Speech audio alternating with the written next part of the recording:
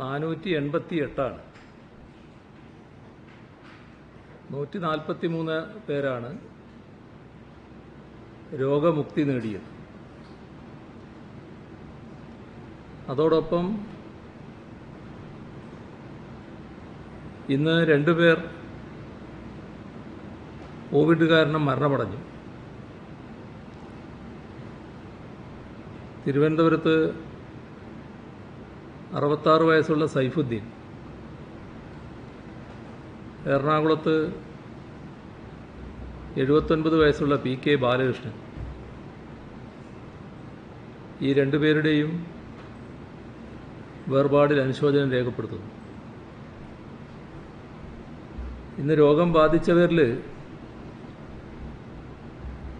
167 പേർ വിദേശത്ത് നിന്ന് വന്നവരാണ്. മറ്റ് സംസ്ഥാനങ്ങളിൽ നിന്ന് 76 പേരാണ്. സമ്പർക്കം മൂലം 234 പേർ. ഹെൽത്ത് വർക്കർമാർ 2, ITBP 2, BSF 2, DSC 4. ഇന്ന് ഫലം നെഗറ്റീവായവരുടെ ജില്ല തിരിച്ചുള്ള കണക്കെടുത്താൽ തിരുവനന്തപുരം 6, കൊല്ലം 26, പത്തനംതിട്ട 43, ആലപ്പുഴ 11, കോട്ടയം 6, ഇടുക്കി 4, എറണാകുളം 3, തൃശ്ശൂർ 17, പാലക്കാട് 7, മലപ്പുറം 15, കോഴിക്കോട് 4, കണ്ണൂർ 1. കഴിഞ്ഞ 24 മണിക്കൂറിനകം 12,104 സാമ്പിളുകൾ പരിശോധിച്ചു. 1,82,50 പേരാണ് നിരീക്ഷണത്തിലുള്ളത്. 3,694 പേർ ആശുപത്രികളിൽ. ഇന്ന് മാത്രം 570 പേരെ ആശുപത്രിയിൽ പ്രവേശിപ്പിച്ചു. ഇതുവരെ ആകെ 2,33,809 സാമ്പിളുകളാണ് പരിശോധനയ്ക്കായി അയച്ചത്. ഇതിൽ 6,449 സാമ്പിളുകളുടെ പരിശോധനാ ഫലം വരാനുണ്ട്. ഇതുകൂടാതെ സെന്റിനൽ സർവൈലൻസിൻ്റെ ഭാഗമായി മുൻഗണനാ ഗ്രൂപ്പുകളിൽ നിന്ന് 73,768 സാമ്പിളുകൾ ശേഖരിച്ചു. അതിൽ 66,636 സാമ്പിളുകൾ നെഗറ്റീവായി. സംസ്ഥാനത്തെ ഹോട്ട്സ്പോട്ടുകളുടെ എണ്ണം 195. പുതുതായി 16 ഹോട്ട്സ്പോട്ടുകളാണ് നിലവിൽ വന്നത്. ഇന്ന് ലഭിക്കുന്ന കണക്കുകൾ സംസ്ഥാനത്താകെ രോഗവ്യാപനം വർദ്ധിക്കുന്നതിൻ്റെ സൂചനയാണ്. ഇപ്പോൾ തിരുവനന്തപുരം ജില്ലയിൽ 69 പേർക്കാണ് ഇന്ന് രോഗബാധയുണ്ടായത്. അതിൽ 46 പേർക്ക് സമ്പർക്കം വഴിയാണ്. അതിനു പുറമെ എവിടെ നിന്ന് ബാധിച്ചു എന്നറിയാത്ത 11 കേസുകളുണ്ട്. ജില്ലയിലെ കണ്ടെയ്ൻമെൻറ്റ് സോണുകൾ, ക്രിട്ടിക്കൽ കണ്ടെയ്ൻമെൻറ്റ് സോണുകൾ, ബഫർ സോണുകൾ, ഇവിടങ്ങളിൽ നിരീക്ഷണവും പ്രതിരോധ പ്രവർത്തനങ്ങളും ശക്തമായി തുടരുകയാണ്. ജില്ലയിലെ 9 തദ്ദേശഭരണ സ്ഥാപനങ്ങളിലായി 45 വാർഡുകളാണ് ഇതുവരെ കണ്ടെയ്ൻമെൻറ്റ് സോണിൽ ഉൾപ്പെട്ടിട്ടുള്ളത്. ഇവിടങ്ങളിൽ സാമൂഹിക അവബോധം വർദ്ധിപ്പിക്കുന്നതിനായി നോട്ടീസ് വിതരണം, മൈക്ക് അനൗൺസ്മെൻറ്റ്, സോഷ്യൽ മീഡിയ പ്രചരണം, മാധ്യമങ്ങളിലൂടെ അറിയിപ്പുകൾ ഇവയെല്ലാം നടത്തുന്നുണ്ട്. കണ്ടെയ്ൻമെൻറ്റ് പ്രദേശങ്ങളിൽ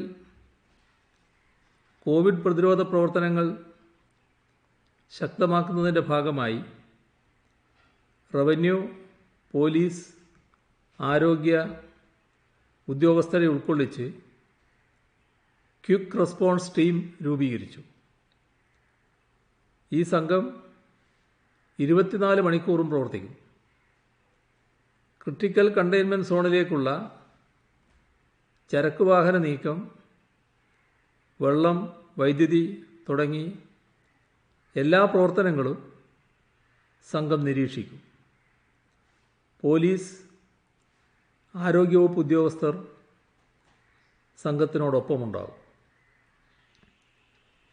ഇന്നലെ വരെ ഉള്ള ജില്ലയിലെ കണക്കനുസരിച്ച് 18,828 പേർ വീടുകളിലും 1,901 പേർ വിവിധ സ്ഥാപനങ്ങളിലും കരുതൽ നിരീക്ഷണത്തിൽ കഴിയുന്നുണ്ട്. ഇതുവരെ പൂന്തുറയിൽ 1366 ആൻറ്റിജൻ പരിശോധന നടത്തി. അതിൽ 262 പോസിറ്റീവ് കേസുകൾ റിപ്പോർട്ട് ചെയ്തു. പരിശോധന തുടരുകയാണ്. 150 കിടക്കകളുള്ള ഒരു ഫസ്റ്റ് ലൈൻ ട്രീറ്റ്മെൻറ്റ് സെൻറ്റർ അടിയന്തര പ്രാധാന്യത്തോടെ അവിടെ സജ്ജമാക്കും. 2 മൊബൈൽ മെഡിസിൻ ഡിസ്പെൻസറി യൂണിറ്റ് സജ്ജമാക്കിയിട്ടുണ്ട്. കൺട്രോൾ റൂമും ഹെൽപ്പ് ഡെസ്കും മുഴുവൻ സമയവും പ്രവർത്തിക്കുന്നു. മാണിക്യവിളാകം, പൂന്തുറ, പുത്തമ്പള്ളി വാർഡുകളിൽ രോഗവ്യാപന തോതിൽ വർധനവുണ്ടായ സാഹചര്യത്തിലാണ് അവിടെ കൂടുതൽ കർക്കശമായ നിലപാടിലേക്ക് നീങ്ങേണ്ടി വന്നത്. അത് ജനങ്ങൾക്കുണ്ടാക്കുന്ന പ്രയാസം കണക്കിലെടുത്താണ് ഇവിടങ്ങളിലെ ഓരോ കുടുംബത്തിനും 5 കിലോ അരി വീതം വിതരണം നടത്താൻ നടപടികൾ സ്വീകരിച്ചത്. ഈ 3 വാർഡുകളിലുമായി ആകെ 8,110 കാർഡ് ഉടമകളാണുള്ളത്. അവിടെ നിത്യോപയോഗ സാധനങ്ങൾ എത്തിക്കുന്നതിനുള്ള അധിക സംവിധാനം ഒരുക്കിയിട്ടുണ്ട്. ഇന്ന് ആലപ്പുഴ ജില്ലയിലാണ് ഏറ്റവും കൂടുതൽ പുതിയ രോഗികൾ വന്നിട്ടുള്ളത്. 87 പേർ. ഈ 87-ൽ 51 പേർക്ക് രോഗം ബാധിച്ചത് സമ്പർക്കത്തിലൂടെയാണ്. താമരക്കുളം പഞ്ചായത്തിലെ ITBP ക്യാമ്പ്, കായംകുളം മാർക്കറ്റ് ഇവ കേന്ദ്രീകരിച്ചാണ് കൂടുതൽ രോഗവ്യാപന സാധ്യത റിപ്പോർട്ട് ചെയ്തത്. ചെല്ലാന ഹാർബറിൽ മത്സ്യബന്ധനത്തിന് പോയ ജില്ലയിലെ 2 മത്സ്യത്തൊഴിലാളികൾക്കും ഇതിലൊരു മത്സ്യത്തൊഴിലാളിയുടെ കുടുംബാംഗങ്ങൾക്കും കോവിഡ് സ്ഥിരീകരിച്ചിട്ടുണ്ട്. താമരക്കുളം, നൂറനാട് മേഖലകളിലും കായംകുളത്തും തീരദേശ മേഖലയിലും കൂടുതൽ ജാഗ്രതയും നിയന്ത്രണങ്ങളും ഏർപ്പെടുത്തി. നൂറനാട് ITBP ഉദ്യോഗസ്ഥർക്ക് കോവിഡ് സ്ഥിരീകരിച്ച സാഹചര്യത്തിൽ ബാരക്കിലെ മുഴുവൻ ഉദ്യോഗസ്ഥർക്കും വ്യക്തിഗത ക്വാറന്റൈൻ ഉറപ്പാക്കും. നൂറനാട് ITBP ക്യാമ്പിന് പുറത്ത് വീടുകളിൽ കുടുംബമായി താമസിക്കുന്ന ITBP ഉദ്യോഗസ്ഥരെയും കുടുംബാംഗങ്ങളെയും ക്വാറന്റൈനിൽ ആക്കിയിട്ടുണ്ട്. തീരദേശത്തെ രോഗവ്യാപനം തടയുന്നതിനുള്ള മുൻകരുതൽ നടപടികൾ സ്വീകരിച്ചിട്ടുമുണ്ട്. പ്രതിരോധ പ്രവർത്തനങ്ങൾക്ക് ആരോഗ്യ പ്രവർത്തകരെ സഹായിക്കാൻ വിവിധ വകുപ്പുകളിലെ ജീവനക്കാരെ കമ്മ്യൂണിറ്റി സെൻ്ററുകളിൽ നിയോഗിച്ചു. കൂടുതൽ ഫസ്റ്റ് ലൈൻ ട്രീറ്റ്മെൻറ്റ് സെൻ്ററുകൾ തയ്യാറാക്കുന്നു. പത്തനംതിട്ട ജില്ലയിൽ പുതുതായി രോഗം ബാധിച്ചവരുടെ എണ്ണം 54. അതിൽ 25 സമ്പർക്കം വഴിയാണ്. പത്തനംതിട്ട മുനിസിപ്പാലിറ്റി കണ്ടെയ്ൻമെൻറ്റ് സോണിൽ നടത്തിയ റാപ്പിഡ് ആൻറ്റിജൻ ടെസ്റ്റിലൂടെ ജൂലൈ 10 4 പേർക്ക് രോഗം സ്ഥിരീകരിച്ചു. ഇവർ മുൻപ് രോഗം സ്ഥിരീകരിച്ചവരുമായി സമ്പർക്കമുള്ളവരാണ്. മലപ്പുറം ജില്ലയിൽ 51 പേർക്കാണ് ഇന്ന് രോഗം സ്ഥിരീകരിച്ചത്. അതിൽ 27 സമ്പർക്കം മൂലമാണ്. മലപ്പുറത്തിപ്പോൾ 4 ക്ലസ്റ്ററുകളാണുള്ളത്. സമ്പർക്കത്തിലൂടെ പല മേഖലകളിലും രോഗവ്യാപനം ഉണ്ടാകുന്ന സാഹചര്യത്തിൽ മലപ്പുറം ജില്ല അതീവ ജാഗ്രതയിലാണ്. പൊന്നാനി താലൂക്ക് മേഖലയിലെ ഡോക്ടർമാർ, ആശുപത്രി ജീവനക്കാർ, മുനിസിപ്പൽ കൗൺസിലർ, വിവിധ ഓഫീസുകളിലെ ജീവനക്കാർ, ഇങ്ങനെ 25ലധികം വ്യക്തികൾക്ക് ഉറവിടം വ്യക്തമാകാതെ സമ്പർക്കത്തിലൂടെ രോഗം സ്ഥിരീകരിച്ച സാഹചര്യത്തിലാണ് പ്രദേശത്ത് കർശന നിയന്ത്രണം ഏർപ്പെടുത്തിയത്. 7266 ആൻറ്റിജൻ ടെസ്റ്റ് പൊന്നാനിയിൽ നടത്തി. അതിൽ 89 പോസിറ്റീവ് കേസുകളാണ് കണ്ടെത്തിയത്.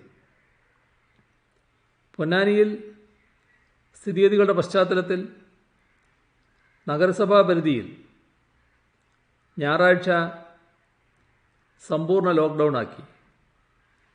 മെഡിക്കൽ ആവശ്യങ്ങൾക്കും മറ്റ് അത്യാവശ്യ കാര്യങ്ങൾക്കുമല്ലാതെ ആളുകൾ പുറത്തിറങ്ങാൻ പാടില്ല. അവശ്യ വസ്തുക്കൾ വാങ്ങുന്നതുൾപ്പെടെയുള്ള അത്യാവശ്യ കാര്യങ്ങൾക്ക് പുറത്തിറങ്ങുന്ന ആളുകൾ നിർബന്ധമായും റേഷൻ കാർഡ് കൈവശം വെക്കണമെന്ന നിയന്ത്രണവും നടപ്പാക്കിയിട്ടുണ്ട്. പാലക്കാട് രോഗം സ്ഥിരീകരിച്ചത്, ഇന്ന് പുതുതായി സ്ഥിരീകരിച്ചത് 48 പേർക്കാണ്. ജില്ലാ ആശുപത്രി കോവിഡ് ആശുപത്രിയായി പ്രവർത്തിക്കുകയാണ്. അതിനു പുറമെ പാലക്കാട് ഗവൺമെൻറ് മെഡിക്കൽ കോളേജും മാങ്ങോട് കേരള മെഡിക്കൽ കോളേജും ഫസ്റ്റ് ലൈൻ ട്രീറ്റ്മെൻറ്റ് സെൻ്ററുകളായി പ്രവർത്തിക്കുന്നു. സ്ത്രീകളുടെയും കുട്ടികളുടെയും ആശുപത്രി ഒറ്റപ്പാലം, മണ്ണാർക്കാട് ഈ താലൂക്ക് ആശുപത്രികൾ, ഇവിടങ്ങളിൽ ഐസൊലേഷൻ വാർഡുകൾ സജ്ജമാക്കിയിട്ടുണ്ട്. കഞ്ചിക്കോട് കിൻഫ്രയിൽ 1000 ബെഡ് സൗകര്യത്തോടെ ഫസ്റ്റ് ലൈൻ ട്രീറ്റ്മെൻറ്റ് സെൻ്റർ ഒരുക്കുന്നുണ്ട്. അതിർത്തിയോട് ചേർന്ന് കിടക്കുന്ന അട്ടപ്പാടിയിലെ പുതൂർ, ഷോളയൂർ, അഗളി പഞ്ചായത്തുകളിൽ കോവിഡ് പ്രതിരോധ പ്രവർത്തനങ്ങൾ കൂടുതൽ ശക്തമാക്കി. എറണാകുളം ജില്ലയിൽ 47 പേർക്കാണ് ഇന്ന് രോഗം സ്ഥിരീകരിച്ചത്. അതിൽ 30 പേര് സമ്പർക്കം മൂലമാണ്. 5 പേരുടെ ഉറവിടം വ്യക്തമായിട്ടുമില്ല. ജില്ലയിൽ 45 കണ്ടെയ്ൻമെൻറ്റ് സോണുകളാണ് നിലവിലുള്ളത്. എറണാകുളം ജനറൽ ആശുപത്രിയിൽ പ്രവേശിപ്പിക്കപ്പെട്ട സ്ത്രീക്ക് കോവിഡ് സ്ഥിരീകരിച്ചതോടെയാണ് ചെല്ലാനം മേഖലയിൽ പരിശോധന ശക്തമാക്കിയത്. ഇവരുടെ കോൺടാക്റ്റ് ട്രേസിംഗ് ആരംഭിക്കുകയും 123 പ്രൈമറി കോൺടാക്റ്റുകളും 243 സെക്കൻഡറി കോൺടാക്റ്റുകളും കണ്ടെത്തുകയും ചെയ്തു. എല്ലാ പ്രൈമറി കോൺടാക്റ്റുകളിലും ടെസ്റ്റ് നടത്തി 13 പോസിറ്റീവ് കേസുകൾ ഈ ദിവസത്തിനുള്ളിൽ കണ്ടെത്താനായി. അതോടൊപ്പം സർവൈലൻസ് ശക്തമാക്കി. ജൂലൈ 9, 10 തീയതികളിലായി ഫീൽഡ് ടീം ആ പ്രദേശം സന്ദർശിക്കുകയും രോഗലക്ഷണങ്ങളുള്ള 161 പേരെ കണ്ടെത്തുകയും ചെയ്തു.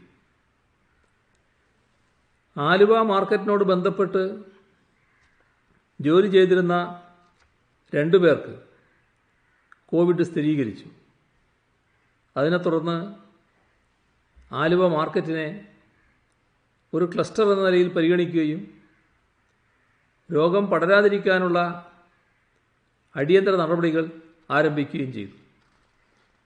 രോഗബാധയുള്ള വാർഡുകൾ കണ്ടെയ്ൻമെൻറ്റ് സോണുകളായി പ്രഖ്യാപിച്ചു.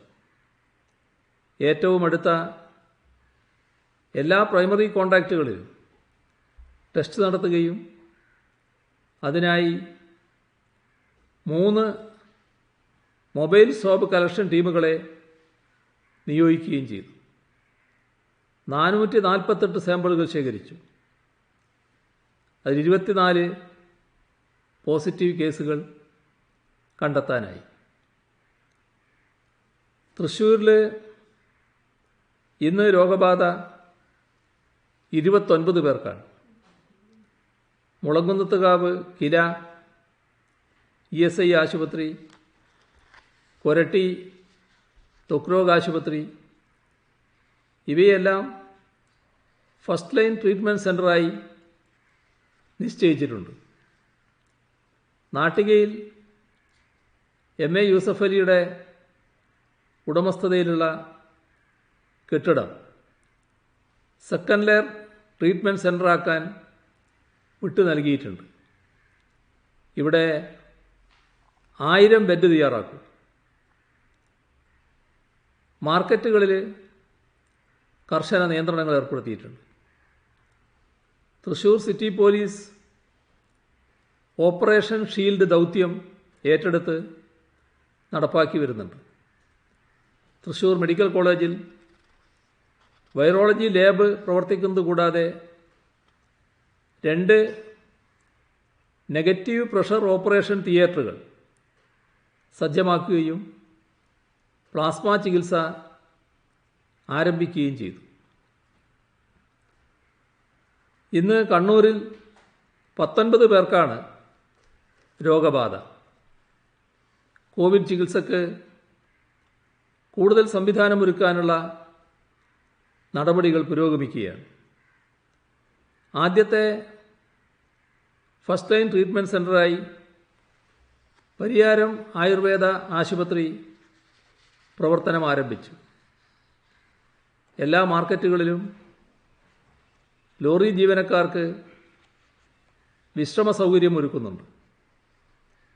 കണ്ണൂർ മിംസ് ആശുപത്രിയെ കോവിഡ് ചികിത്സാ കേന്ദ്രമായി പ്രഖ്യാപിച്ചു.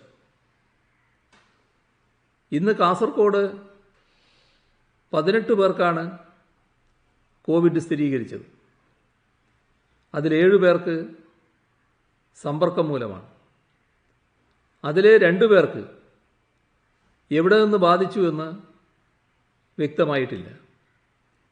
സംസ്ഥാനത്ത് കോവിഡ് 3ാം ഘട്ട രോഗവ്യാപനം ആരംഭിച്ചതിനു ശേഷം ആദ്യമായി കാസർഗോഡ് ജില്ലയിൽ വെള്ളിയാഴ്ച 12 പേർക്ക് സമ്പർക്കത്തിലൂടെ കോവിഡ് സ്ഥിരീകരിച്ചിരുന്നു. 4 പച്ചക്കറി കടകളിൽ നിന്നും ഒരു പഴവിൽപ്പന കടയിൽ നിന്നുമാണ് ഇതിൽ 5 പേർക്ക് രോഗം സ്ഥിരീകരിച്ചത്.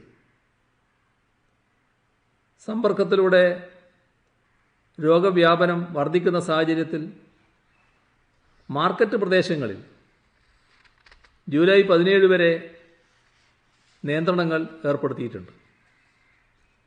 കാസർഗോഡ് നിന്ന് മംഗലാപുരത്ത് പോയി പച്ചക്കറി കൊണ്ടുവരുന്ന വാഹനങ്ങൾക്ക് പ്രത്യേകം പാസ് ഏർപ്പെടുത്തി.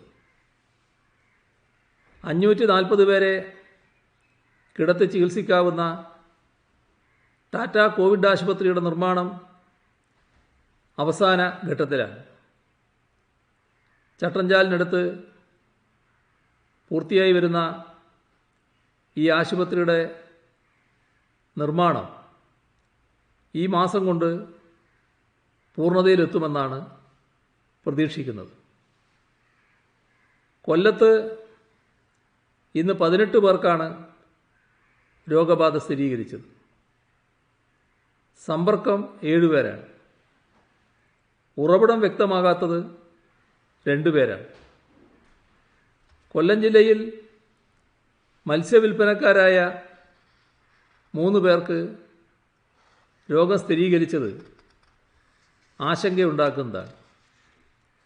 ഇവരിൽ നിന്നും സമ്പർക്കത്തിലൂടെ ഇവരുടെ ബന്ധുക്കൾ ഉൾപ്പെടെ 15ഓളം പേർക്ക് രോഗബാധയുണ്ടായി. മത്സ്യവില്പന നടന്ന സ്ഥലം, വിൽപ്പനക്കാരുടെ വാസസ്ഥലം, ഇവിടങ്ങളിൽ അതീവ ജാഗ്രത പുലർത്തി വരുന്നുണ്ട്. ഇവരുമായി സമ്പർക്കത്തിൽ വന്നവരെ നിരീക്ഷണത്തിലാക്കി സംശയമുള്ളവരുടെ സ്രവ പരിശോധന നടത്തിവരുന്നു. ജില്ലയിൽ ഇന്നലെയാണ് വിദേശത്തു നിന്നും ഇതര സംസ്ഥാനങ്ങളിൽ നിന്നും വന്നവരേക്കാൾ സമ്പർക്ക രോഗികൾ എണ്ണത്തിൽ മുന്നിൽ വന്നത്. കോവിഡ് രോഗികളെ ചികിത്സിക്കുന്നതിന് നിലവിലുള്ള പാരിപ്പള്ളി ഗവൺമെൻറ് മെഡിക്കൽ കോളേജിന് പുറമെ വാളകം മേഴ്സി ഹോസ്പിറ്റൽ പ്രഥമ ചികിത്സക്കായി തയ്യാറാക്കി. മറ്റു കേന്ദ്രങ്ങളിലും കിടക്കകൾ സജ്ജമായി വരുന്നു. ഇന്ന് കോഴിക്കോട് 17 പേർക്കാണ് കോവിഡ് ബാധിച്ചത്.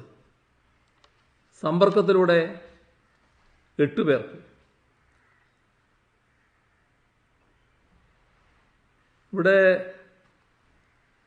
കോഴിക്കോട് നഗരത്തിലെ വലിയങ്ങാടി, പാളയം, SM സ്ട്രീറ്റ്, സെൻട്രൽ മാർക്കറ്റ് ഇവ നിയന്ത്രിത മേഖലകളായി പ്രഖ്യാപിച്ചിട്ടുണ്ട്.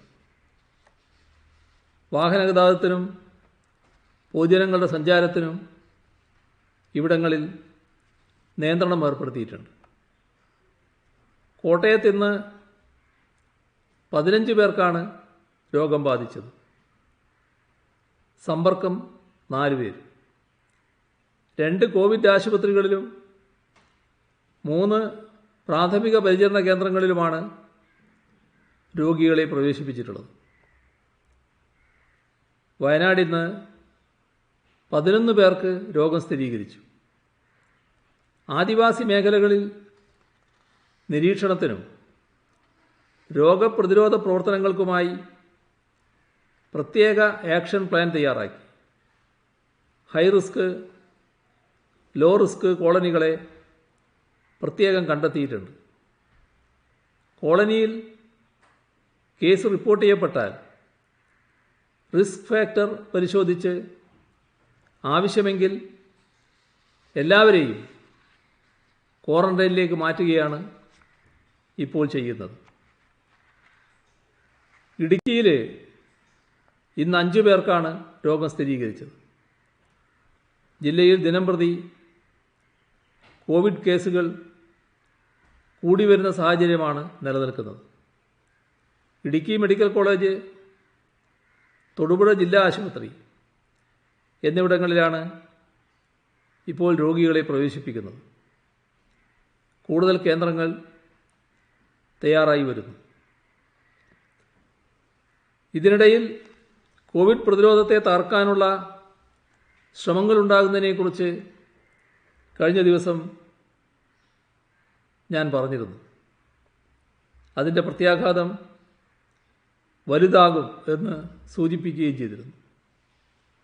പക്ഷേ ഇന്നും ചില കേന്ദ്രങ്ങളിൽ സുരക്ഷാ മുൻകരുതലുകളെയും നിയന്ത്രണങ്ങളെയും കൂട്ടാക്കാതെ സമരങ്ങൾ സംഘടിപ്പിക്കുന്നത് കണ്ടു. ഇത് എന്തിൻ്റെ പേരിലായാലും അനുവദിക്കാനാവില്ല.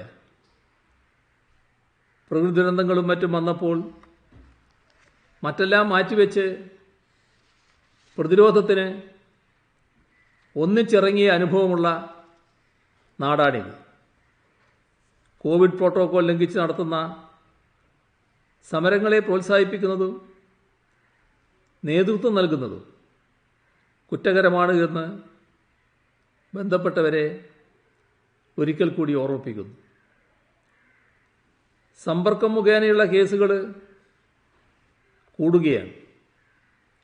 ആ സാഹചര്യത്തിൽ ബ്രേക്ക് ദ ചെയിൻ ക്യാമ്പയിൻ കൂടുതൽ ശക്തമായി മുന്നോട്ട് കൊണ്ടുപോകാനാവണം. സാമൂഹ്യ അകലം കർശനമായി പാലിക്കാനാവണം. കൈകൾ ഇടയ്ക്കിടെ സോപ്പ് ഉപയോഗിച്ച് ശുചിയാക്കാൻ എല്ലാവരും ശ്രദ്ധിക്കണം. അതുപോലെ തന്നെ പൊതു ഇടങ്ങളിൽ മാസ്കിൻ്റെ ഉപയോഗം പ്രധാനപ്പെട്ടതാണ്. രോഗം ഒരാളിൽ നിന്നും മറ്റൊരാളിലേക്ക് പകരാതിരിക്കാൻ മാസ്കുകൾ സഹായിക്കുന്നുണ്ട്. കോവിഡ് രോഗബാധിതനായ ഒരാളും മറ്റൊരു വ്യക്തിയും മാസ്ക് ഇല്ലാതെ അടുത്തടുത്ത് വരുന്ന സാഹചര്യത്തിൽ രോഗം പകരാനുള്ള സാധ്യത വളരെ കൂടുതലാണ്. എന്നാൽ രണ്ടാളുകളും മാസ്ക് ധരിച്ചുകൊണ്ടാണ് നിൽക്കുന്നതെങ്കിൽ രോഗം പകരാനുള്ള സാധ്യത കുറവാണ്. അതുകൊണ്ട് തന്നെ പൊതുസ്ഥലങ്ങളിൽ മാസ്കുകൾ നിർബന്ധമായും എല്ലാവരും ധരിക്കേണ്ടതുണ്ട്. അതോടൊപ്പം കാണേണ്ടത് മാസ്ക് ധരിച്ചതുകൊണ്ട് എല്ലാമായി എന്ന് കരുതരുത്. ശാരീരിക അകലം പാലിച്ചില്ലെങ്കിൽ മാസ്ക് ധരിച്ചതുകൊണ്ട് മാത്രം ഗുണമുണ്ടാകില്ല. ശാരീരിക അകലം പാലിക്കുക, കൈകൾ നിരന്തരം വൃത്തിയാക്കുക, മാസ്ക് ധരിക്കുക, ഈ 3 കാര്യങ്ങളും ഒരേ സമയം പാലിക്കണം. എങ്കിൽ മാത്രമേ ഈ രോഗത്തെ നമുക്ക് പ്രതിരോധിക്കാനാവൂ. നിരന്തരം ഇത് പറയുന്നത് നമ്മുടെ രോഗവ്യാപന തോത് കുറക്കാൻ ഇതേ മാർഗമുള്ളൂ എന്നതുകൊണ്ടാണ്. കോവിഡ് വൈറസ് ബാധിതരിൽ നല്ലൊരു ഭാഗം യാതൊരു ലക്ഷണങ്ങളും കാണിക്കുന്നില്ല. അതുകൊണ്ട് തന്നെ ലക്ഷണങ്ങളില്ലാത്തവരിൽ ടെസ്റ്റുകൾ പോസിറ്റീവാകുന്നത് ടെസ്റ്റിൻ്റെ ബലഹീനതയല്ല, മറിച്ച് ചെറിയ അണുബാധകൾ പോലും കണ്ടെത്താനുള്ള ടെസ്റ്റിൻ്റെ കഴിവായി വേണം കണക്കാക്കാൻ. ലക്ഷണങ്ങളില്ലാത്തവരിൽ നിന്നും രോഗം പരക്കാമെന്നതും ഇത്തരത്തിൽ രോഗം പകർന്നു കിട്ടുന്നവരിൽ ഇത് ഗുരുതരമായ ലക്ഷണങ്ങൾ കാണിക്കാമെന്നതും വസ്തുതയാണ്. പ്രായേണ ആരോഗ്യമുള്ളവരിലൂടെ ലക്ഷണങ്ങൾ പ്രകടിപ്പിക്കാതെ കോവിഡ് സംസ്ഥാനത്താകമാനം പറന്നു പിടിക്കുന്ന അവസ്ഥയുണ്ടായാൽ രോഗബാധ നിയന്ത്രിക്കുന്നതിന് ബുദ്ധിമുട്ടാകും. അതുകൊണ്ട് തന്നെ രോഗബാധ ചില പ്രദേശങ്ങളിൽ പ്രത്യക്ഷപ്പെടുമ്പോൾ തന്നെ കഴിയുന്നത്ര രോഗികളെ ടെസ്റ്റ് ചെയ്ത് കണ്ടെത്തേണ്ടതുണ്ട്. അതത് പ്രദേശങ്ങളിലെ രോഗബാധ കഴിയുന്നത്ര നേരത്തെ നിയന്ത്രിക്കുന്നതിനും മറ്റു പ്രദേശങ്ങളിലേക്ക് പറന്നു പിടിക്കുന്നത് തടയുന്നതിനുമാണ് ഇത് ചെയ്യുന്നത്. വിദഗ്ധർ നിർദ്ദേശിക്കുന്ന ഏറ്റവും ശാസ്ത്രീയമായ മാർഗങ്ങളാണ് ഇതിനായി ഉപയോഗിക്കുന്നത്. ഇന്നലെ സൂചിപ്പിച്ചതുപോലെ ഉചിതമായ ടെസ്റ്റിംഗ് രീതികളാണ് ഇതിനുവേണ്ടി ഉപയോഗിക്കുന്നത്. ഇതിനോട് എല്ലാവരും പൂർണ്ണ മനസ്സോടെ സഹകരിക്കുകയാണ് വേണ്ടത്. കോവിഡ് പ്രതിരോധ ഡ്യൂട്ടിയുമായി ബന്ധപ്പെട്ട് ലോക്കൽ പോലീസിൽ നിന്നും സ്പെഷ്യൽ യൂണിറ്റിൽ നിന്നും ധാരാളം പോലീസുകാരെ നിയോഗിച്ചിട്ടുണ്ട്. രോഗികൾ വർദ്ധിക്കുന്നത് മൂലവും ഭൂപ്രകൃതിയുടെ പ്രത്യേകത കൊണ്ടും ചില ജില്ലകളിൽ പോലീസിൻ്റെ ജോലിഭാരം വല്ലാതെ ഏറിയിട്ടുണ്ട്. പല സ്ഥലത്തും മണിക്കൂറുകളോളം പോലീസുകാർ തുടർച്ചയായി ജോലി ചെയ്യേണ്ടി വരുന്നു. ദൂരസ്ഥലങ്ങളിൽ താമസിക്കുന്നവർക്ക് യഥാസമയം ജോലിക്കെത്താൻ കഴിയാതെ വരുന്നതും ശ്രദ്ധയിൽപ്പെട്ടിട്ടുണ്ട്. ഈ സാഹചര്യത്തിൽ പോലീസ് ഉദ്യോഗസ്ഥരെ ദിവസം കുറഞ്ഞത് 2 ഷിഫ്റ്റുകളിലായി ഡ്യൂട്ടിക്ക് നിയോഗിക്കുന്നതാവും ഉചിതമെന്ന് നിർദ്ദേശം നൽകിയിട്ടുണ്ട്. നേരത്തെ നൽകിയ നിർദ്ദേശമാണിത്. കുറേ സ്ഥലങ്ങളിൽ നടപ്പാക്കപ്പെട്ടതുമാണ്. സ്പെഷ്യൽ യൂണിറ്റിൽ നിന്ന് നിയോഗിച്ചിട്ടുള്ള പോലീസ് ഉദ്യോഗസ്ഥരെ അവരുടെ താമസ സ്ഥലത്തിനടുത്തുള്ള പ്രദേശത്ത് നിയോഗിക്കണമെന്നും നിർദ്ദേശിച്ചിട്ടുണ്ട്. പോലീസിലെ സ്റ്റേറ്റ് വെൽഫെയർ ഓഫീസറും ADGPയുമായ കെ പത്മകുമാർ എല്ലാ ജില്ലകളും സന്ദർശിച്ച് പോലീസുകാരുടെ ക്ഷേമം സംബന്ധിച്ച റിപ്പോർട്ട് ദിവസേന സംസ്ഥാന പോലീസ് മേധാവിക്ക് നൽകാൻ നിർദ്ദേശിച്ചിട്ടുണ്ട്. പോലീസുകാർക്ക് ആവശ്യത്തിന് ആരോഗ്യ സുരക്ഷാ ഉപകരണങ്ങൾ ലഭ്യമാക്കും. കുടിവെള്ളവും ഭക്ഷണവും ലഭ്യമാക്കാനുള്ള നടപടി സ്വീകരിക്കും. പോലീസുകാരെ നിയോഗിച്ചിരിക്കുന്ന പ്രദേശങ്ങൾ മുതിർന്ന പോലീസ് ഓഫീസർമാർ സന്ദർശിക്കും. അവരുടെ ക്ഷേമം അന്വേഷിക്കും. ഇനിയൊരു കാര്യം ഇതുമായി ബന്ധപ്പെട്ട് മാധ്യമങ്ങളോടാണ് പറയാനുള്ളത്. ഇന്ന് ഒരു പ്രധാന പത്രം ഒരു വ്യാജ വാർത്ത നൽകിയത് ശ്രദ്ധയിൽപ്പെട്ടു. പൂന്തുറ പ്രദേശം ക്രിട്ടിക്കൽ കണ്ടെയ്ൻമെൻറ് സോണായി മാറിയ ഘട്ടത്തിൽ ചില കുൽസിത ശക്തികൾ അഭ്യൂഹങ്ങൾ പരത്തി ജനങ്ങളെ തെരുവിലിറക്കിയത് ഇന്നലെ നാം കണ്ടതാണ്. ആ പ്രദേശത്തെ ജനങ്ങളെ ബോധവൽക്കരിച്ച് ഈ മഹാമാരിയിൽ നിന്ന് രക്ഷ നേടാനുള്ള മാതൃകാപരമായ പ്രവർത്തനങ്ങളിൽ ഏർപ്പെടുന്ന സന്നദ്ധ പ്രവർത്തകരും അവിടെയുണ്ടായിരുന്നു.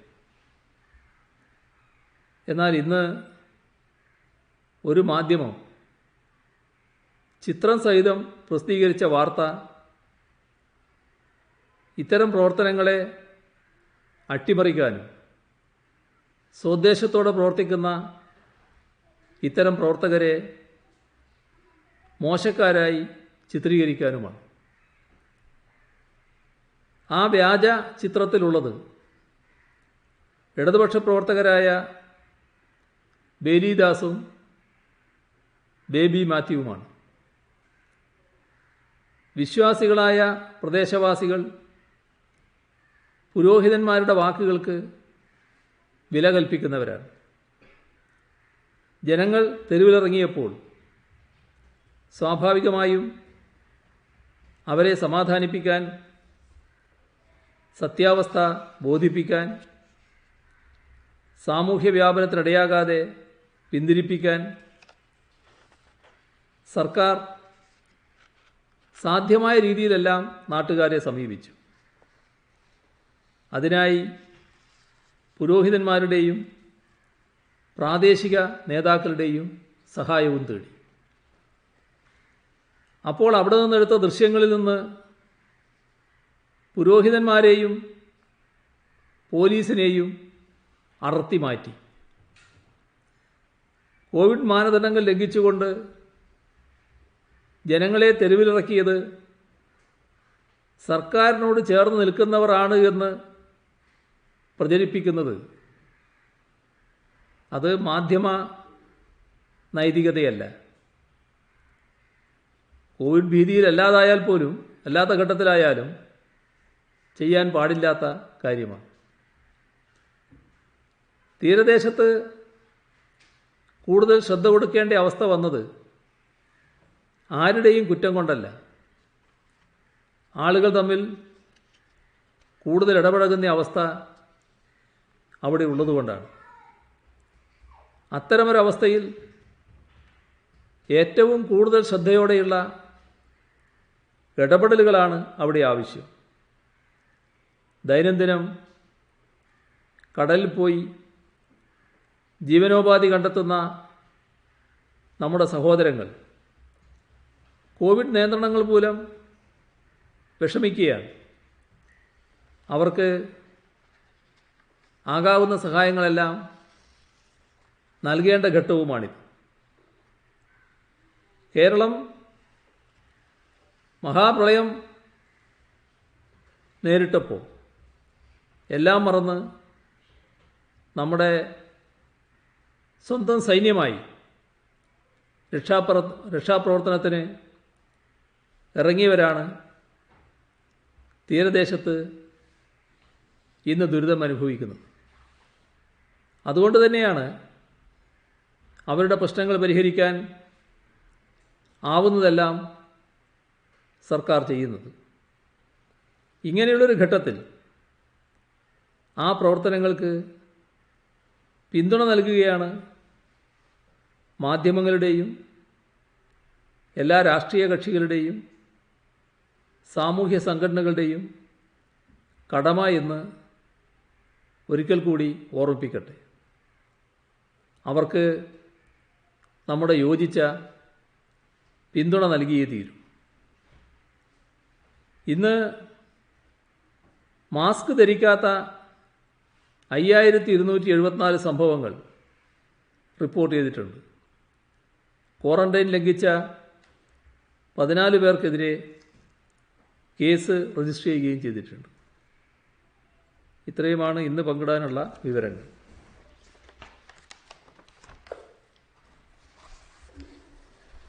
ഈ ആകെ രോഗികളുടെ 50% സമ്പർക്കത്തിലൂടെ വരുമ്പോൾ അതൊരു സമൂഹ വ്യാപനമാണെന്ന് പറയേണ്ടിയിരിക്കുന്നില്ല. ഈ നിയന്ത്രണങ്ങൾ പല മേഖലകളിൽ ജനങ്ങൾ പാലിക്കാത്തതുകൊണ്ട് ഈ നിയമ നടപടി കുറച്ചുകൂടെ കർശനമാക്കുന്നതിനെ കുറിച്ച് ആലോചിക്കണം. ഇത് നമ്മൾ അതീവ ഗൗരവമായ സാഹചര്യത്തിലേക്കാണ് നാം നീങ്ങിക്കൊണ്ടിരിക്കുന്നത്. ഈ സൂപ്പർ സ്പ്രെഡ് എന്നത് ഈ സമൂഹ വ്യാപനത്തിൻ്റെ തൊട്ടു മുൻപുള്ള അവസ്ഥയാണ്. ഇനി സമൂഹ വ്യാപനത്തിൻ്റേതായ ഘട്ടത്തിലേക്കാണ് സ്വാഭാവികമായും നീങ്ങുക എന്നാണ് ഭയപ്പെടുന്നത്. അപ്പോൾ അതിലേക്ക് പോകാതെ പിടിച്ചു നിർത്താൻ നമുക്ക് കഴിയണം. ഇപ്പോൾ പ്രതിദിനം കേസുകൾ 400-ൽ കൂടുകയാണ്. അതേപോലെ തന്നെ സമ്പർക്ക രോഗികളുടെ എണ്ണവും കൂടുകയാണ്.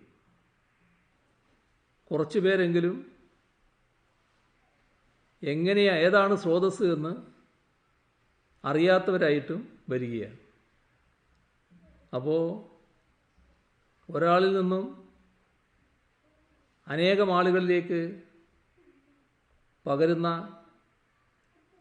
Super spread ഇപ്പോഴായിക്കഴിഞ്ഞു. ഇനി സമൂഹ വ്യാപനത്തിലേക്ക് എപ്പോൾ നീങ്ങും എന്ന് മാത്രമേ ആശങ്കപ്പെടേണ്ടതായിട്ടുള്ളൂ. അപ്പോൾ വളരെ കരുതലോടെ അതൊഴിവാക്കാനാണ് നാം കൂട്ടായി ശ്രമിക്കേണ്ടത്. ഇക്കാര്യത്തിൽ എല്ലാവരുടെയും സഹകരണം ഒഴിച്ചുകൂടാത്തതാണ്. നമ്മുടെ നാടിൻ്റെ സംരക്ഷണത്തിനാണ് പ്രാധാന്യം നൽകേണ്ടത്. അതെല്ലാവരും ഓർത്തുകൊണ്ട് ഈ പ്രത്യേക സാഹചര്യത്തിൽ ഒന്നിച്ചിതിനെ പ്രതിരോധിക്കാനുള്ള ഇടപെടലാണ് വേണ്ടത്.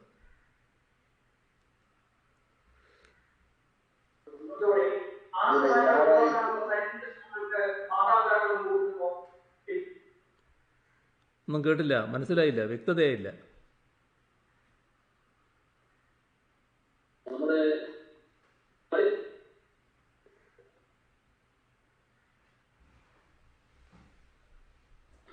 ഈ 16-ാം തീയതി എഞ്ചിനീയറിംഗിന്റെ ഒരു പരീക്ഷ രക്ഷകർത്താക്കളെ വിദ്യാർത്ഥികൾ പല കണ്ടെയ്ൻമെന്റ് സോണിലടക്കം വിദ്യാർത്ഥികളുണ്ട്. അത് മാറ്റിവെക്കുന്നതിനെ കുറിച്ച് വല്ല ആലോചനയുണ്ടോ? 16-ാം തീയതി നടക്കുന്ന അതെന്താണെന്ന് ചർച്ച ചെയ്ത് നോക്കാം. ഞായറാഴ്ച ലോക്ക്ഡൌൺ ഉണ്ടാകുമോ അതോ പൊന്നാനിയിൽ മാത്രമാണോ? അതുപോലെ തന്നെ ഈ ഫസ്റ്റ് ലൈൻ ട്രീറ്റ്മെന്റ് സെന്ററുകൾ നിരവധി തുടങ്ങുന്നുണ്ട്, എല്ലായിടത്തും തുടങ്ങുന്നുണ്ട്. അവിടത്തേക്ക് ആവശ്യമായ ഡോക്ടർമാരും ഹെൽത്ത് വർക്കർമാരും ഇപ്പോൾ ഉണ്ടോ? ഞായറാഴ്ചത്തെ ലോക്ക്ഡൗൺ എന്നത് നമ്മൾ നേരത്തെ നിർത്തിയല്ലോ, അതാ പൊതുവിൽ അങ്ങനെ ഇല്ലല്ലോ. എന്നാൽ നിശ്ചിത സ്ഥലങ്ങളിൽ പ്രഖ്യാപിച്ച ലോക്ക്ഡൗൺ അത് ആ സ്ഥലങ്ങളിൽ തുടരുന്ന നിലയുണ്ടാകും. അതല്ലാതെ പൊതുവിൽ ഞായറാഴ്ച സംസ്ഥാനമാകെ ലോക്ക്ഡൗൺ എന്നത് നമ്മൾ നേരത്തെ ഒഴിവാക്കിയിട്ടുണ്ട്. അത് ആ ഫസ്റ്റ് ലൈൻ ട്രീറ്റ്മെൻറ്റ് സെൻ്ററിൻ്റെ ഒരുക്കങ്ങൾ പൂർണ്ണമായിക്കൊണ്ടിരിക്കുകയാണ്. അവിടങ്ങളിൽ ആവശ്യമായിട്ടുള്ള സൗകര്യങ്ങളും അതിൻ്റെ ഭാഗമായിട്ടുണ്ടാവും.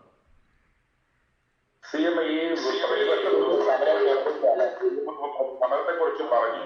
ഈ സമരം അവർ നടത്തുന്നത് ഒരു അന്വേഷണം, സംസ്ഥാനം ഒരു അന്വേഷണം പ്രഖ്യാപിച്ചുകൊണ്ടാണ്. പ്രത്യേകിച്ച് ഈ വ്യാജ സർട്ടിഫിക്കറ്റ് അടക്കമുള്ള കാര്യങ്ങളെ കുറിച്ച് അന്വേഷണം വേണമെന്ന് പറഞ്ഞാണ് ഇപ്പൊ സമരം നടക്കുന്നത്. ഞാൻ പറഞ്ഞല്ലോ ആ കാര്യത്തിൽ, അതെല്ലാം ഇന്നലെ പറഞ്ഞു കഴിഞ്ഞ കാര്യമാണ്. അതിൽ തന്നെ കറങ്ങാൻ താല്പര്യമുള്ളവർക്ക് അവസാനം അതിലേക്ക് വരാം. ഇതിനെപ്പറ്റി എന്തെങ്കിലും ഉണ്ടെങ്കിൽ പറയും നിങ്ങൾ. ഇതാണല്ലോ നാടിപ്പോൾ ഏറ്റവും കൂടുതൽ നേരിട്ടുകൊണ്ടിരിക്കുന്ന കാര്യം. ഇന്നലെ സിഎം പറഞ്ഞിരുന്നത് ഈ സ്വപ്ന അതുമായി ബന്ധപ്പെട്ടുള്ള വ്യക്തികളും എല്ലാം എത്തിച്ചേരുന്നതാണോ, അത് പ്രധാനപ്പെട്ട ക്ലസ്റ്ററുകളായി സംസ്ഥാനമെമ്പാടും ഇങ്ങനെ രൂപം കൊള്ളാൻ കാരണം? അപ്പോൾ അത് നിയന്ത്രിക്കാനായിട്ടുള്ള പ്രത്യേകമായിട്ടുള്ള, ഇപ്പോൾ മംഗലാപുരത്ത് പോകുന്നതിന് നിയന്ത്രണം പോലെ തന്നെ തിരുവനന്തപുരത്ത് നിന്നും മറ്റും കന്യാകുമാരി ജില്ലയിലേക്ക് മറ്റും പോകുന്നതിന് എന്തെങ്കിലും നിയന്ത്രണങ്ങൾ കൂടുതൽ ഉണ്ടാകുമോ? മാർക്കറ്റുകളിലേക്കുള്ള വാഹനങ്ങളുടെ വരവ് ഒരു പ്രശ്നം തന്നെയാണ്. പക്ഷേ നമ്മുടെ സംസ്ഥാനത്ത് വാഹനങ്ങൾ വരേണ്ടതില്ല എന്നൊരു നിലപാട് നമുക്ക് എടുക്കാൻ പറ്റില്ല. എന്നാൽ ആയിരക്കണക്കിന് വാഹനങ്ങളാണ് സംസ്ഥാനത്തിനകത്തേക്ക് വരുന്നത്. ഇപ്പം അതിന് ഏർപ്പെടുത്തുന്ന ഒരു സംവിധാനം ഇന്നലെ ഞാൻ പറഞ്ഞുവെന്നാണ് എൻ്റെ ഓർമ്മ. ഓരോ ചെക്ക് പോസ്റ്റിൽ നിന്നും വാഹനം കടക്കുമ്പോൾ തന്നെ എവിടത്തേക്കാണോ പോകുന്നത്, ആ ചരക്കുമായിട്ട് പോകുന്ന വാഹനത്തിൻ്റെതാണ്, എവിടത്തേക്കാണോ പോകുന്നത് അത് രേഖപ്പെടുത്തും. അപ്പോൾ തന്നെ പോലീസ് ആ വിവരം ബന്ധപ്പെട്ട സ്ഥലത്ത് അറിയിക്കും. അപ്പോൾ എവിടെയാണോ എത്തുന്നത് ആ എത്തുന്ന സ്ഥലത്തെ തദ്ദേശഭരണ സ്ഥാപനം അവർക്കാവശ്യമായ റെസ്റ്റ് ചെയ്യാനുള്ള സ്ഥലം ഒരുക്കും. ഇത്രയും നടപടികൾ ഇപ്പം തന്നെ നിർദ്ദേശം കൊടുത്തു കഴിഞ്ഞിട്ടുണ്ട്, അത് നടന്നുകൊണ്ടിരിക്കുന്നുണ്ട്. മത്സ്യമേഖലയുമായി ബന്ധപ്പെട്ട് ചില മാർക്കറ്റുകളുമായി ബന്ധപ്പെട്ട് ചില രോഗവ്യാപന പ്രശ്നങ്ങൾ വന്നിട്ടുണ്ട്. അതും കുറച്ച് ഗൗരവമുള്ളതാണ്. അതുകൊണ്ട് ചില മാർക്കറ്റ് അടച്ചിടുന്ന അവസ്ഥ വന്നിട്ടുമുണ്ട്. അതിലും തുടർ നടപടികൾ ചിലത് സ്വീകരിക്കേണ്ടതായിട്ട് വരും. പിന്നെ പോലീസുമായി ബന്ധപ്പെട്ട ഒരു കാര്യമാണ് ഈ ഡ്യൂട്ടിയിലുള്ള പോലീസുകാരുടെ രോഗപരിശോധന എടുത്ത ശേഷവും അവർ ഡ്യൂട്ടി തന്നെ തുടരുന്നു. ഇന്നലെ പൂന്തറ സംഭവിച്ചത് ഈ കുട്ടിത്തുറന്നൊരു പോലീസുകാരനെ കോവിഡ് സ്ഥിരീകരിച്ചു. അപ്പൊ ഈ സ്രവ പരിശോധനയ്ക്ക് ശേഷം അവരെ ഡ്യൂട്ടിയിൽ നിന്ന് ഒഴിവാക്കി നിർത്താനോ ക്വാറന്റൈനിൽ നിർത്താനോ നടപടി ഉണ്ടാകുമോ? അല്ല, സ്രവ പരിശോധന എന്ന് പറയുന്നത് രോഗലക്ഷണമുള്ളവരെയല്ല നടത്തുന്നത്. ഇത്തരം വിഭാഗങ്ങളിൽ എല്ലാവരിലും സ്രവ പരിശോധന നടത്തുകയാണ്. അത് രോഗലക്ഷണമുള്ളവരല്ല. ഇവർ ഏറ്റവും കൂടുതൽ ആളുകളുമായിട്ട് ബന്ധപ്പെടുന്നവരാണ് എന്നുള്ളത് കൊണ്ട് രോഗം ബാധിച്ചേക്കാൻ ഇടയുള്ളവർ എന്ന് കാണുന്നതിനാലാണ് അവരിൽ പരിശോധന നടത്തുന്നത്. ആ പരിശോധനയിലൂടെ അവർ രോഗം കണ്ടെത്തിയാൽ ആവശ്യമായ നടപടികൾ സ്വീകരിക്കുന്ന രീതിയാണ് എടുക്കുന്നത്. പരിശോധിക്കുന്നവരെ മുഴുവൻ മാറ്റി നിർത്തുക എന്ന് പറഞ്ഞാൽ അത് വലിയ നമ്പറായിട്ട് വരും. അത് ഒരു നല്ല കാര്യമാണെന്ന് തോന്നുന്നില്ല. നല്ല വ്യാപകമായ പരാതികളുണ്ട്. ഈ 11 മണി വരെ കടകൾ തുറന്ന് അത് തുറക്കുന്ന അധികം കൂടുന്ന മണിക്കൂറുകൾ കൂട്ടുന്ന എന്തെങ്കിലും സാഹചര്യം ഇപ്പോൾ തലസ്ഥാനത്തുണ്ടോ? അതോടെ രണ്ടാമത്തെ ഒരു കാര്യം എന്ന് പറയുമ്പോൾ അന്ന് കഴിഞ്ഞ വിവാദവുമായിട്ട് ബന്ധപ്പെട്ട് തന്നെയാണ് സ്വർണ്ണക്കടത്തിന്റെ കേസിൽ കുറ്റകൃത്യം അറിഞ്ഞിട്ടും എന്തുകൊണ്ട് FIR എടുക്കുന്നില്ല എന്നാണ് പ്രതിപക്ഷ നേതാവിന്റെ ചോദ്യം. ഈ രണ്ട് ചോദ്യത്തിനും എന്താണ് CM-ന്റെ മറുപടി? സ്ഥലത്തിൻ്റെ കാര്യത്തിൽ, സ്ഥലവുമായി ബന്ധപ്പെട്ട കാര്യത്തിൽ നമ്മുടെ സംസ്ഥാനത്ത് കൃത്യമായ പരിശോധനകൾ നടക്കുകയാണ്. ആ പരിശോധനയുടെ ഭാഗമായി കാര്യങ്ങൾ കണ്ടെത്താൻ ഇപ്പം തന്നെ കഴിയുന്നുണ്ട് എന്നുള്ളതാണ് വസ്തുത. രണ്ടാമത്തെ ചോദ്യം നിങ്ങൾ എല്ലാം കൂടി അവസാനം നമുക്കെടുക്കാം. ഇതിൻ്റെ ഭാഗത്ത് നിൽക്ക് തൽക്കാലം, എന്നിട്ട് അവസാനം എടുക്കാം. കടകൾ തുറക്കുന്ന കാര്യത്തിൽ പറഞ്ഞില്ല, കടകൾ തുറക്കുന്ന കാര്യത്തെ കുറിച്ച് വ്യക്തത വന്നില്ല. 11 മണി വരെ മാത്രമേ കടകൾ തുറക്കുന്നുള്ളൂ. വാങ്ങിക്കാൻ കഴിയാത്ത ഒരു സാഹചര്യം. അതിൽ കാണേണ്ടത് ഈ തിരുവനന്തപുരത്തെ ട്രിപ്പിൾ ലോക്ക്ഡൗൺ ആകെ ട്രിപ്പിൾ ലോക്ക്ഡൗൺ എന്ന നിലയിലേക്ക് പോകുന്നില്ല എന്നൊരു നിലയിലാണ് ഇപ്പോൾ നിൽക്കുന്നത്. ലോക്ക്ഡൗൺ എന്ന നിലയിലേക്കാണ് വരിക. അതിൻ്റെ ഭാഗമായി കടകൾ തുറക്കുന്നതിൽ സ്വാഭാവികമായും വളവും വരും. ട്രിപ്പിൾ ലോക്ക്ഡൗൺ നിലനിൽക്കുന്ന ചില പ്രദേശങ്ങളുണ്ടാവും. ആ പ്രദേശങ്ങളിലുള്ള പ്രശ്നങ്ങളിൽ എങ്ങനെ അയവ് വരുത്താൻ കഴിയുമെന്നുള്ളതും ഇതിൻ്റെ ഭാഗമായി ആലോചിക്കും. 15,000-ഓളം സാമ്പിളുകൾ ദിവസവും പരിശോധിക്കുമെന്ന് CM നേരത്തെ പറഞ്ഞിരുന്നു. എടുക്കുമോ? ഈ സ്വകാര്യ ആശുപത്രികളിൽ കോവിഡ് ചികിത്സയുമായി ബന്ധപ്പെട്ട് എന്തെങ്കിലും തീരുമാനമായിട്ടുണ്ടോ? അത് നീണ്ടുപോവാണ്. സ്വകാര്യ ആശുപത്രികളിലെ കോവിഡ് ചികിത്സയുമായി ബന്ധപ്പെട്ട കാര്യങ്ങളിൽ നല്ല പുരോഗതി ഉണ്ടായിട്ടുണ്ട്. അവരുമായി ചർച്ച നടന്നിട്ടുണ്ട്. കാര്യങ്ങളിൽ ധാരണയായിട്ടുണ്ട്. ഏതെല്ലാം ആശുപത്രികളെന്ന കണക്കുകൾ റെഡിയായിട്ടുണ്ട്. ഓരോ സ്ഥലത്തും ആശുപത്രികൾ ഏതൊക്കെയാണ് എന്ന് കണക്കാക്കിയിട്ടുണ്ട്. നല്ല സഹകരണമാണ് സ്വകാര്യ ആശുപത്രികളുടെ ഭാഗത്ത് ഉണ്ടായിട്ടുള്ളത്. ആവശ്യത്തിന് സജ്ജമാകുന്ന നില പൊതുവെ വന്നു കഴിഞ്ഞിട്ടുണ്ട്. എങ്ങനെ നേരിടാനാണ്, നാളെ മുതൽ ഈ സമരങ്ങളെ എങ്ങനെ നേരിടാനാണ് ഉദ്ദേശിക്കുന്നത്? സമരങ്ങളെ സർക്കാർ നേരിടുക എന്നുള്ളതിനേക്കാളും ഉപരിയായിട്ട് നാം കാണേണ്ടത് ഇത്തരം സമരങ്ങൾ നടത്തുന്നവർ ഇന്നത്തെ അവസ്ഥ വെച്ച് അതിൽ നിന്ന് നമ്മുടെ നാടിൻ്റെ അവസ്ഥയെ കണക്കിലെടുത്തുകൊണ്ടൊരു സമീപനം സ്വീകരിക്കാൻ തയ്യാറാവണം. അതാണ് ഏറ്റവും പ്രധാനം. ഇവിടെ സമരം ചെയ്യാനുള്ള ആരുടെയും അവകാശത്തെ ആരും ചോദ്യം ചെയ്യുന്നില്ല എന്ന് നേരത്തെ തന്നെ ഞാൻ വ്യക്തമാക്കിയ കാര്യമാണ്. ഓരോരുത്തർക്കും അവരവരുടെ പ്രശ്നങ്ങൾ ഉന്നയിച്ച് സമരം ചെയ്യേണ്ടതായിട്ട് വരും. പക്ഷേ ഒരു മഹാമാരി നമ്മളെ ആക്രമിക്കാൻ നിൽക്കുകയാണ്. ആ മഹാമാരിയുടെ പ്രത്യേകത എന്താ? നമ്മളതുപോലുള്ള സംസ്ഥാനമല്ല. വളരെ സൗകര്യങ്ങളുള്ള, ആരോഗ്യരംഗം മെച്ചപ്പെട്ട വികസിത രാഷ്ട്രങ്ങൾ അവിടെ കണ്ട കാഴ്ചയുണ്ട്. ഈ വ്യാപനം വരുമ്പോൾ ഉണ്ടാകുന്ന ദുരവസ്ഥ നമ്മൾ കണ്ടതാണ്. അത് രാജ്യത്തിൻ്റെ പേരൊന്നും ഞാൻ പറയുന്നില്ല, നിങ്ങൾക്കെല്ലാവർക്കും അറിയാം, നമുക്കെല്ലാവർക്കും മനസ്സിലുള്ളതാണ്. അതുകൊണ്ട് ആ രാജ്യങ്ങളുടെ പേരൊന്നും ഞാൻ പറയുന്നില്ല. പക്ഷേ സംഭവിച്ചെന്താ? ആശുപത്രിയിൽ കിടക്കകളുണ്ടായില്ല. ആവശ്യത്തിലധികം കിടക്കേണ്ടെന്ന് ധരിക്കുന്നവരായിരുന്നു അവർ. പക്ഷേ ഈ സമൂഹ വ്യാപനം വന്നപ്പോൾ ഈ രോഗികളെ പ്രവേശിപ്പിക്കാൻ കിടക്കകളില്ലാത്ത അവസ്ഥ വന്നു. ആർക്കാണ് വെന്റിലേറ്റർ കൊടുക്കേണ്ടത് എന്ന് ചിന്തിക്കുന്ന അവസ്ഥ. വെന്റിലേറ്റർ ഇല്ലാത്ത നില. ഡോക്ടർമാർക്ക് വല്ലാത്ത മാനസിക പ്രയാസം. ഒരു വെന്റിലേറ്ററിലേക്ക് ഒരാളെ കടത്തണമെങ്കിൽ അവിടെ കിടക്കുന്നയാളെ മാറ്റണം. മാറ്റിയാൽ സംഭവിക്കുന്നത് എന്താ? അവിടെ തീർന്നു. എന്നാൽ ചിലയിടത്ത് മാറ്റാൻ നിർദ്ദേശം. ഇതെല്ലാം കടുത്ത മാനസിക സംഘർഷത്തിന് ഇത്തരം രാജ്യങ്ങളിലെ ഡോക്ടർമാർ തന്നെ ഇടയാകുന്ന നിലയുണ്ടായി. അതുപോലെ തന്നെ അനേകം രോഗികൾ ഉണ്ടാകുമ്പോൾ അവിടെ ആശുപത്രികൾ രോഗത്തിൻ്റെ കേന്ദ്രമായി അങ്ങ് മാറുകയാണ്. അതിൻ്റെ ഭാഗമായി ആരോഗ്യ പ്രവർത്തകർക്കും ഡോക്ടർമാർക്കും രോഗം ബാധിക്കുന്നു, മരണം സംഭവിക്കുന്നു. ആളുകളില്ലാത്ത അവസ്ഥ, ചികിത്സിക്കാൻ ആളുകൾ മടിക്കുന്ന അവസ്ഥ, തയ്യാറാകാത്ത അവസ്ഥ. ഇതൊക്കെ നാം കണ്ടതാണല്ലോ. പോട്ടെ, മരിച്ചതിന് ശേഷം ശരിയായ രീതിയിൽ മറവ് ചെയ്യാൻ കഴിഞ്ഞു. അവിടങ്ങളിൽ ശരിക്കും കുഴിച്ചിട്ടുണ്ടേ, അതിനുപോലും പറ്റിയോ? ആ ശ്മശാനങ്ങളിൽ കൂട്ടത്തോടെ ചെയ്യുന്നുവെന്ന് നമ്മൾ കേട്ടില്ലേ? ഇതൊക്കെ നമ്മൾ ഇവിടെയല്ല, മറ്റിടങ്ങളിൽ നാം കണ്ടതാണല്ലോ.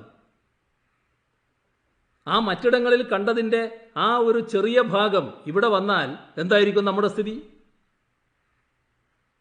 ഇതാണ് നാം കാണേണ്ടത്, ഇതാണ് നാം ചിന്തിക്കേണ്ടത്. നമുക്ക് മാത്രമായിട്ട് പ്രത്യേക കവചകുണ്ടലങ്ങളൊന്നുമില്ല.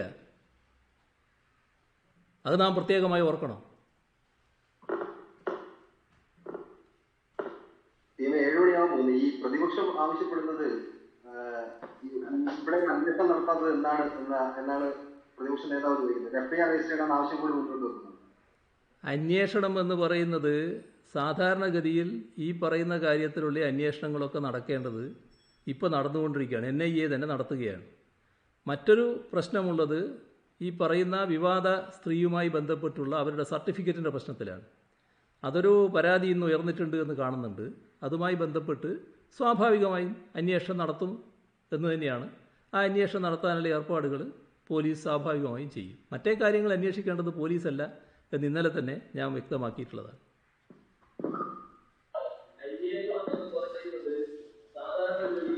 CM ഏതാനും ദിവസങ്ങളായി കേരളം നേരിടുന്ന ഏറ്റവും രൂക്ഷമായ ഒരു പ്രതിസന്ധിയെക്കുറിച്ച് CM തുടർച്ചയായി സംസാരിച്ചുകൊണ്ടിരിക്കുകയാണ്.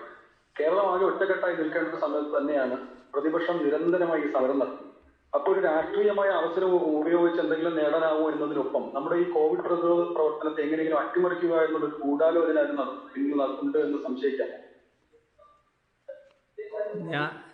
ഞാൻ കഴിയാവുന്നത്ര കടുത്ത വാചകങ്ങൾ ഉപയോഗിക്കാതിരിക്കണമെന്ന് ആഗ്രഹിച്ചുകൊണ്ടാണ് ഇരിക്കുന്നത്. നമ്മുടെ നാട്ടിൽ മരണം വ്യാപിക്കണം എന്നാരും ആഗ്രഹിക്കാൻ പാടില്ല.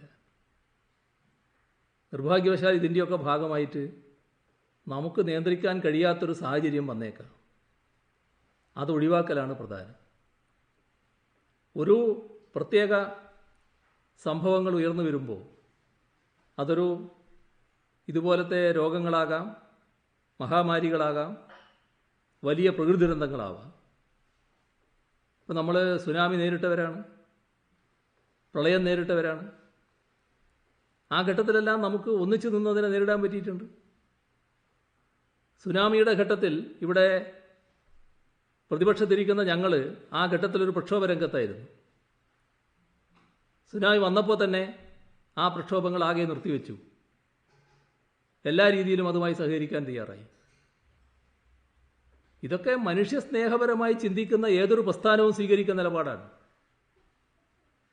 ഞങ്ങൾ ലംഘിക്കും, ഇതിൻ്റെ പ്രോട്ടോക്കോളൊന്നും ഞങ്ങൾക്ക് ബാധകമല്ല എന്ന് പ്രഖ്യാപിച്ചുകൊണ്ട് ഒരു നേതൃനിര തന്നെ സമരത്തിലേക്ക് വരിക എന്ന് പറയുന്നതിൻ്റെ അർത്ഥം എന്താണ്? വരട്ടെ, എന്തെന്ന് വരാനാണ് പറയുന്നത്? ഏതാണ് അവർ ആഗ്രഹിക്കുന്ന നില? അതാണ് നാം ചിന്തിക്കേണ്ട കാര്യം. അതിലേക്കല്ല പോകേണ്ടത്. ഞാൻ ഇപ്പോഴും അഭ്യർത്ഥിക്കുന്നത്, ഇതൊരു പ്രത്യേക ഘട്ടമാണ്. സൂപ്പർ സ്പ്രെഡ് നല്ലതുപോലെ വരുന്നു. ഇനി അടുത്ത ഘട്ടത്തിലേക്ക് നാം പോയാൽ വളരെ പ്രത്യേകതയാർന്ന നിലയിലേക്ക് പോകും.